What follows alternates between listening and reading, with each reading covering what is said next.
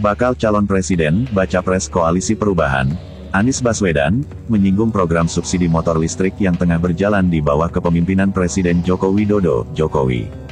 Hal tersebut dia ungkap dalam pidato politiknya di pengukuhan dan deklarasi relawan amanat Indonesia, Anies, di Tenis Indoor, Senayan, Jakarta, pada Minggu, tanggal 7 Mei tahun 2023.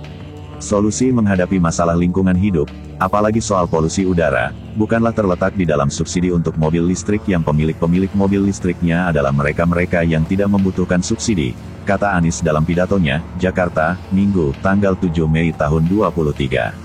Anies menilai, konversi motor listrik yang tengah berjalan tidak efektif dalam mengurai polusi udara. Pasalnya, emisi karbon kendaraan listrik yang dikonversi akan lebih tinggi dibanding bis bersubsidi BBM. Kalau kita hitung apalagi ini contoh ketika sampai pada mobil listrik, emisi karbon mobil listrik per kapita per kilometer sesungguhnya lebih tinggi daripada emisi karbon bis berbahan bakar minyak.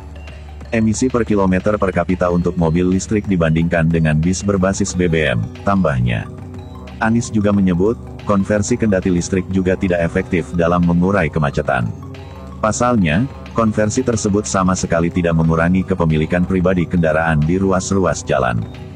Kenapa itu bisa terjadi? Karena bis memuat orang banyak sementara mobil memuat orang sedikit, ditambah lagi pengalaman kami di Jakarta, ketika kendaraan pribadi berbasis listrik dia tidak akan menggantikan mobil yang ada di garasinya, dia akan menambah mobil di jalanan, menambah kemacetan di jalanan, jelasnya.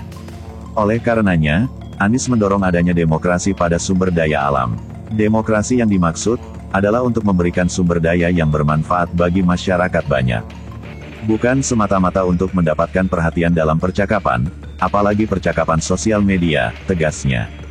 Lebih lanjut, Anies mengaku akan membangun moda transportasi umum dengan energi listrik, bukan konversi kendaraan pribadi. Dia menyebut, kedepannya infrastruktur jalan tol akan dipenuhi moda transportasi umum berbasis listrik. Kita ingin dorong ke depan, insya Allah jalan-jalan tol yang sekarang sudah dibangun secara amat baik oleh pemerintahan hari ini, kedepannya dipenuhi oleh kendaraan-kendaraan umum berbasis dengan listrik ke depan.